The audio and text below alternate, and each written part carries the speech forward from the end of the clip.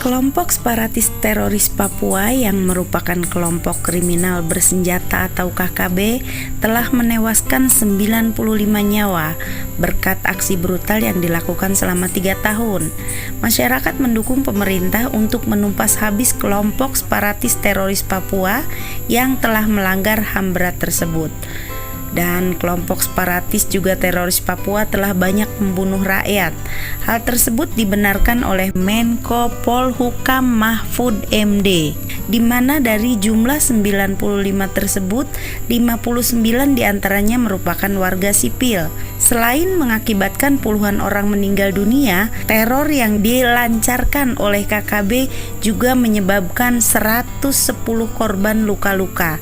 Detailnya yaitu 53 warga sipil, 51 prajurit TNI, dan 16 personil Polri. Adapun tindakan yang selama ini dilakukan oleh KKB mulai dari membunuh hingga membakar helikopter. Namun pemerintah tetap berupaya menyelesaikan konflik tersebut dengan tetap berpedoman pada hak asasi manusia.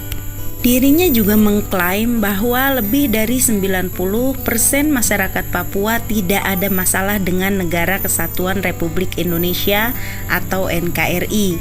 Menurutnya, masyarakat asli Papua yang memilih jalan menjadi teroris jumlahnya justru jauh lebih sedikit. Sementara itu, mayoritas masyarakat Papua juga tidak ada masalah dengan beragam usulan kebijakan yang digaungkan oleh pemerintah Indonesia. Hal tersebut mengacu pada Undang-Undang Nomor 5 Tahun 2018 tentang pemberantasan tindak terorisme. Tak hanya membunuh warga sipil tak berdosa, KKB juga mengancam akan membunuh orang Jawa yang tinggal di Papua. Ancaman tersebut ditebar oleh sekelompok organisasi Papua Merdeka atau OPM setelah pemerintah resmi menetapkan KKB sebagai teroris. Menanggapi hal tersebut, anggota Komisi 1 DPR yang membidangi pertahanan, Rizky Aulia Natakusuma, merasa geram dengan sikap teroris Papua yang seenaknya main ancam. Menurutnya, ancam-mengancam seperti ini sudah sering dilakukan oleh para teroris Papua. Rizky berharap agar aparat penegak hukum yang saat ini bertugas di Papua dapat membuahkan hasil yang positif, sehingga situasi di bumi Cendrawasih segera kondusif. Meski demikian, Rizky berharap agar tindakan tegas yang dilakukan aparat penegak hukum harus terurus. Bila perlu, kedepankan pendekatan sosial budaya, psikologis, komunikasi, dan hal-hal lain yang sifatnya humanis. Hal ini bertujuan untuk menenangkan hati dan pikiran masyarakat Papua. Ketua Umum Pemuda Adat Papua, Jan Arebo, secara tegas menyatakan bahwa tindakan yang dilakukan oleh KKB sudah layak disebut sebagai teroris. Jan mengungkapkan, jika KKB terus melakukan aksi, maka akan menjadi ancaman bagi negara. Sebab di penghujung tahun 2021 mendatang, tepatnya di bulan Oktober, akan ada event besar, yakni Pekan Olahraga Nasional di Papua.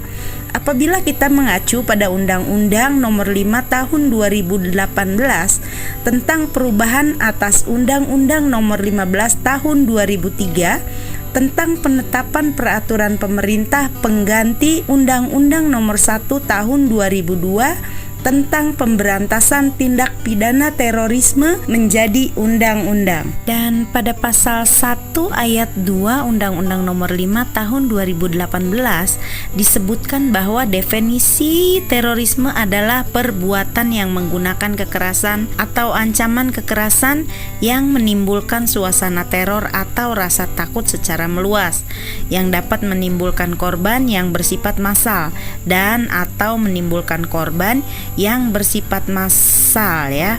Juga kehancuran terhadap objek vital yang strategis, lingkungan hidup, fasilitas publik, dan fasilitas internasional dengan motif ideologi politik atau gangguan keamanan.